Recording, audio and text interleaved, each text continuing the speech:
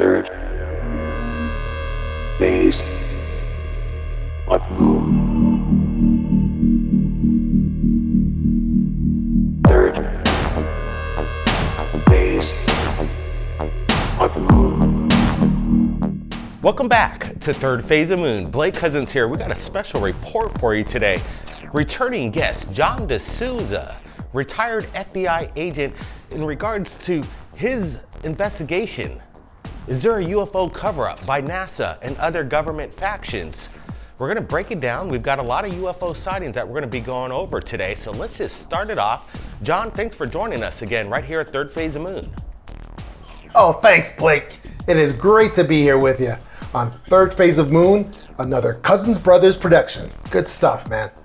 Well, you know, this is great. I'm glad you're returning once a month on Third Phase Moon, John. So let's start breaking it down with one of the most infamous sightings captured above planet Earth, the Tether Incident. It seems to me that there was a public feed and then they discontinued the service after this incident. John, tell us about this.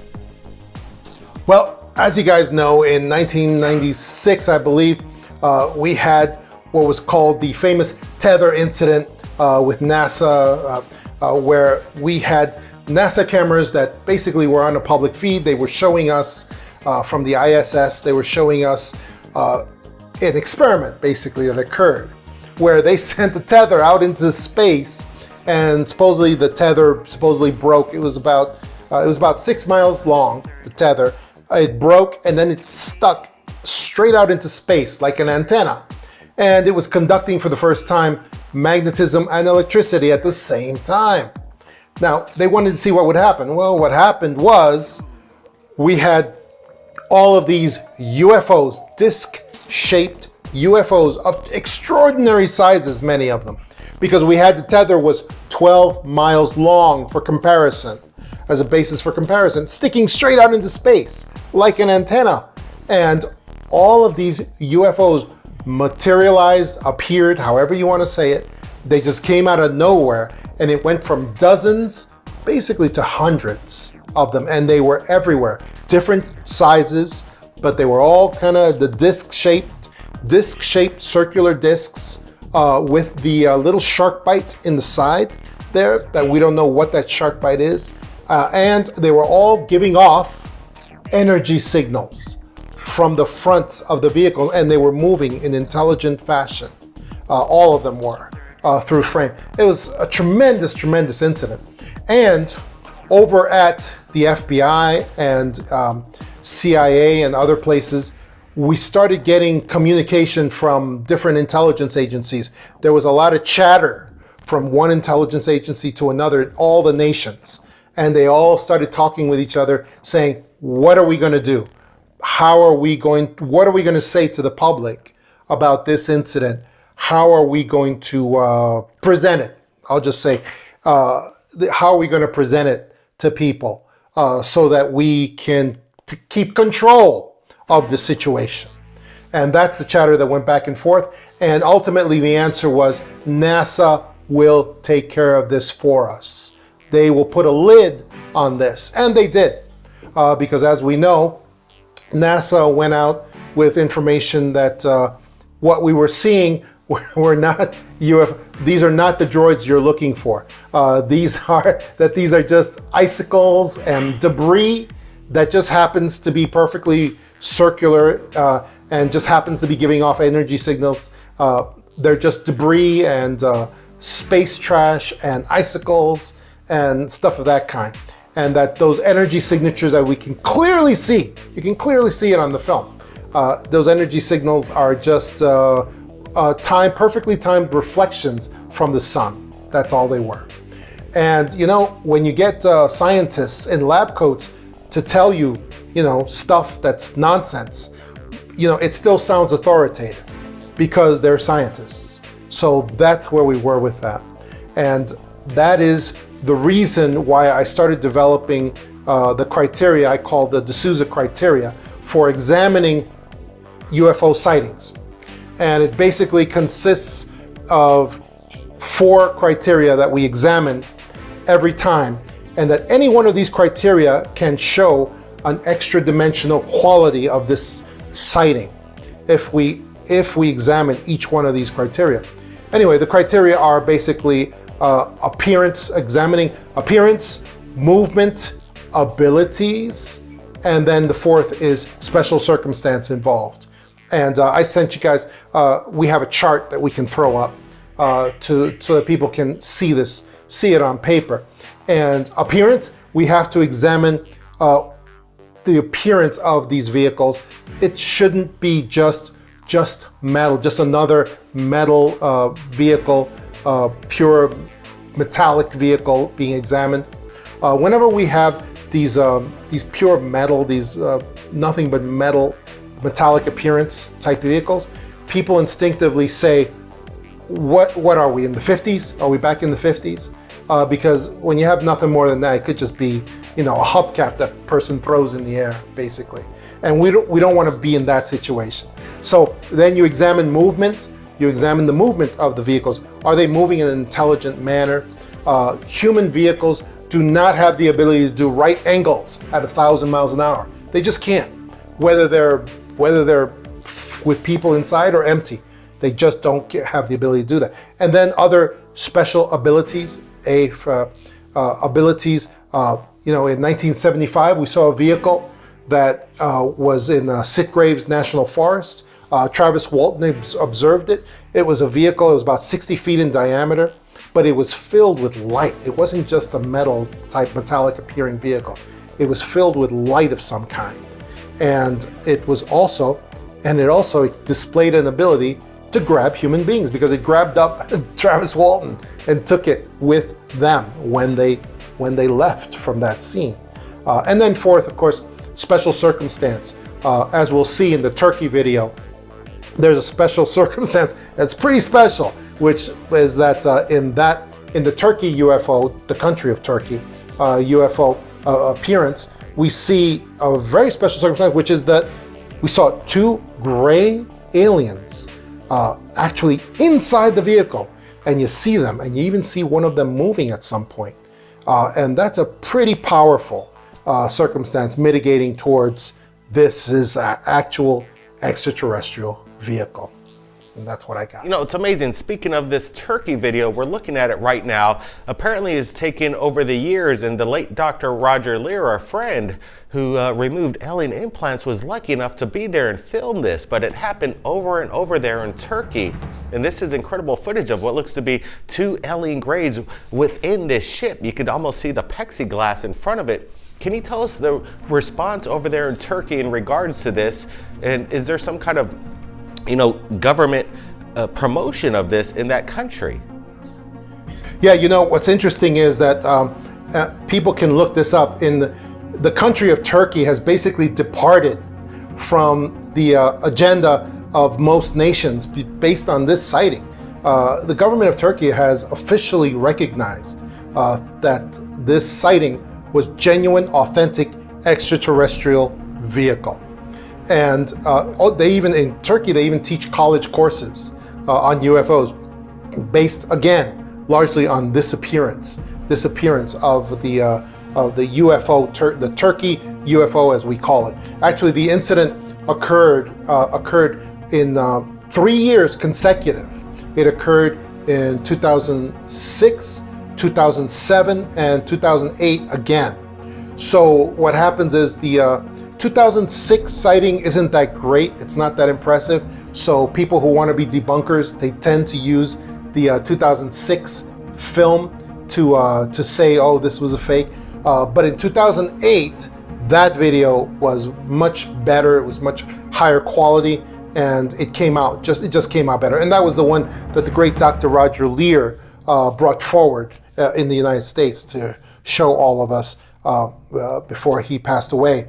And it's a tremendous video. It's the one that we're showing here because even at the end, it actually shows, you can actually see some movement from these vehicles, vehicle that apparently now this vehicle reveals to us what that little shark bite in the side of UFOs really is. Apparently it's just a sort of plexiglass window section in these UFOs, so that if somebody is actually close enough, They can actually see inside, see what's in there. And that's what happened here, the Turkey UFO. We were able to see inside and see what was going on in there. And you see these two gray alien beings. And it's phenomenal. It's amazing footage if you're allowed to see it.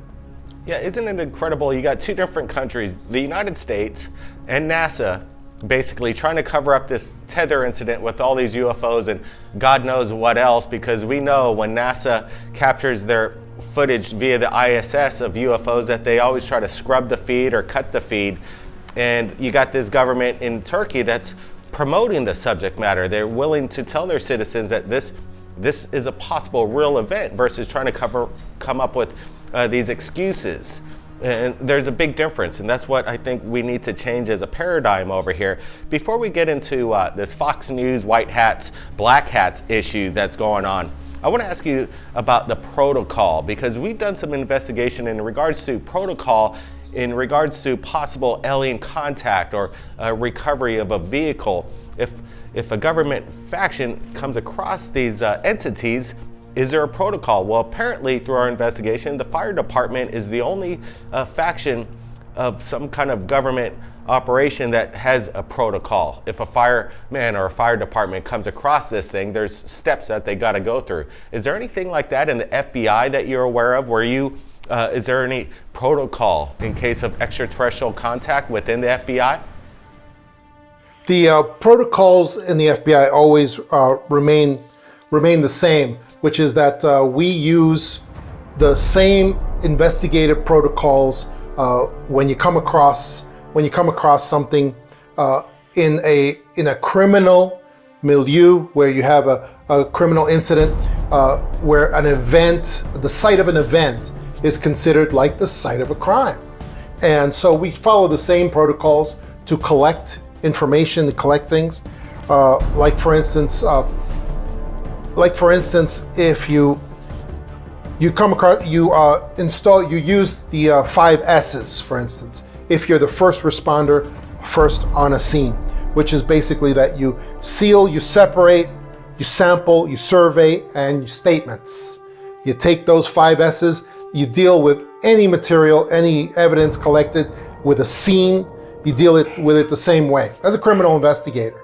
And those are the same protocols that we use, because a UFO sighting will be considered like the scene of a crime, It will be considered with the same protocols and the same ways to treat that, which means that you as the observer are supposed to seal up any samples that you get from the immediate area.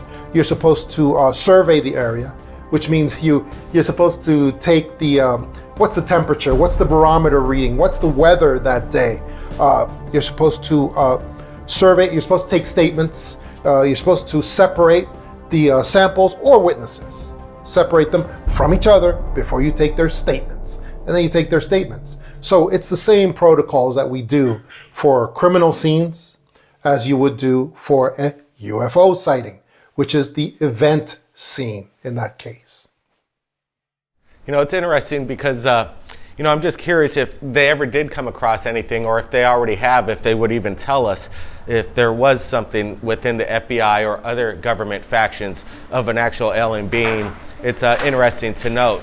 Now, let's get to this. It's kind of incredible what the recent Fox News has been covering in regards to this countdown to disclosure. And by the way, our documentary is exceeding all expectations. It's blowing up on all platforms. It's the #1 movie in regards to the Orchard and 1091 Pictures list of top videos on their whole entire network of movies that they have under their belt. So it's exciting. But this countdown to disclosure coming up, recently Fox has been interviewing some congressmen and some insiders. Can you tell us the difference between the white hats, the black hats, and the different agendas that they have? Well, we see this this group of black hats that have been working with this UFO disclosure stuff that has been going on for a long time, like Tony Podesta, Senator Harry Reid. They are a well-known group of people working with TTSA as well, and they've all been working together for this version of UFO disclosure that they have going on. And now apparently they have many others working with them as well, as we go to this, as we are now in this countdown to disclosure. I don't know how you guys knew to name your movie Countdown to Disclosure when we're just at the time that we are in a countdown to disclosure. That's something that's really strange cosmic coincidence. But leaving that aside, we now see that there are white hats that are now trying to get in on this countdown. As we saw the former director of the NIDS, I forget his name, but you'll show the scene of him on Fox News, where he's talking to our old friend on Fox News, who only shows their version of disclosure. He doesn't take any disclosure material from anybody else other than his little group. So we need to look at this, and we need to realize that this countdown to disclosure is leading us to something really, really important. But I don't know that it's going to be anything that actually would help us. I think the real disclosure is going to come from another place. Maybe at the same time as the government disclosure of files occurs. I think it's like in 2 months now. I think we're down to like 60 days when it's going to occur, supposedly. So we're looking at a lot of different disclosures from a lot of different places at this point. Yeah, we're going to find out what happens, and it's incredible. Like you said, we came up with the title Countdown to Disclosure, and then we released our trailer, and then 2 days later they come up with the Countdown to UFO Disclosure. I don't think it's a coincidence, and by the way, it didn't hurt us by any means. So if anybody punches in the Countdown to Disclosure, our documentary pops right up. So it's a good thing. It's pretty incredible. Now, it's interesting to note as well, John, you've been working on some goals of yours coming up in the future. So let's take a look at this clip that John's allowed us to share with you right here at Third Phase Moon. Watch this. My name's John DeSouza. I was a special agent in the FBI with top secret security clearances for 25 years. I started out working cases in terrorism and high-profile crimes, but ultimately, I moved into a different kind of work. Cases the Bureau just couldn't explain with normal logic. Hauntings, mysterious vanishings, divine communications, psychic premonitions, and most of all, extraterrestrials. The government has thousands of open cases of alleged alien sightings, contacts, and, yes, abductions. These cases became my obsession and my passion. We're all just being fed garbage, and we're not being told the truth. Now, I left the Bureau, and I'm on a new mission. The most comprehensive search ever done for proof of alien life here on Earth. We'll be pursuing the clues, patterns, and leads wherever they take us. Alien encounters, abductions, UFO sightings and hotspots, cattle mutilations, crop circles, Roswell, ancient architecture, unexplained signals and messages, alien cults, and so much more. I'll be rolling up my sleeves to examine real evidence, meet real eyewitnesses, and ask tough questions to separate the real from the fake. Full-blown skeptics leave full-blown experiences. If there's real proof of alien life out there, we're gonna find it. All right, so we're back with John, and this is an incredible, goal that you have coming up. You want to basically make things happen, get to the point. Tell us about this this video we just saw in regards to your step-by-step goals that you want to achieve here. Yeah, we want to be involved in the search for truth here. We all want to be doing this, and the main thing that we can do in finding paranormal phenomena, supernatural phenomena, is that we have to spread goals and standards, best practices, standards that we can share with each other. Like the criteria I was just showing you guys, which are these are all things that investigators like you, Blake and Brent, you guys do this stuff instinctively, reflexively. It's already in your muscle memory. You do this everywhere you go. But what I find is that it helps people, especially investigators, it helps investigators to articulate these standards, to articulate these sorts of criteria in a clearly understandable way, so that we can share these with each other, and people can, when they're ready to investigate these things openly and ready to investigate, instead of just accepting whatever the media gives them on a plate to consume, when they're ready to say no to that and investigate these things for themselves, they can then use these standards and use them to find out the truth about what's really going on in their own lives. You know, we really appreciate, John, the work you've been doing behind the scenes after you retired from the counterterrorism unit in the FBI, and your passion to find out about exactly the truth of the phenomenon. And that's what we're trying to do right here at Third Phase Moon, and this collaboration that we've been able to obtain with each other over the past month and a half is quite incredible, to say the least. And I can't imagine what the future is going to bring with what your knowledge is and the knowledge that we're receiving, and then combining that to get down with an investigative kind of side to it, more than any other agency or faction in the world, because Third Phase Moon is receiving the videos and we're putting it out as fast as possible, the pinnacle of the information right here at Third Phase Moon. And your participation is very insightful, and to have your kind of stature behind us, it really helps the cause. John, well, is there anything you want to let everybody know in regards to what you're going to be working on soon? How can people get in touch with you? And again, we're going to have John back next month, but John, go ahead. Oh, I want people to look into these, to go check out my website, johntamabooks.com. That is my website. And also, I want them to check out my book, The Extra Dimensionals, where I talk about a lot of these standards and practices that we need to use in looking into these cases. It's very important. And as they're doing that, I want them to also be watching Countdown to Disclosure as well, because that movie it's the most important movie that's come out in many years, because it shows us exactly where we are in this disclosure process and exactly what it's leading to as well, which is going to affect every single one of our lives, whether we believe it or not. And once it all happens, it's going to be too late to learn. It's going to be too late to cooperate and help each other to find out what's really going on. So people need to do these things now before time gets away from them. And that's what I want to share with you guys and with your great audience. Absolutely. It's very amazing there, John. And for everybody out there, if you haven't seen Countdown to Disclosure, it's up right now on all streaming platforms. But I got some good news for you. We're working on the sequel as we speak. We're lining up some incredible interviews. We're getting access to these agencies, and we're going to find out a lot. You're going to find out a lot about this, cover-up that's happening right now. The technology is there for everybody. And before I let you go, John, I want to ask you one last thing about a recent event that happened on Fox News.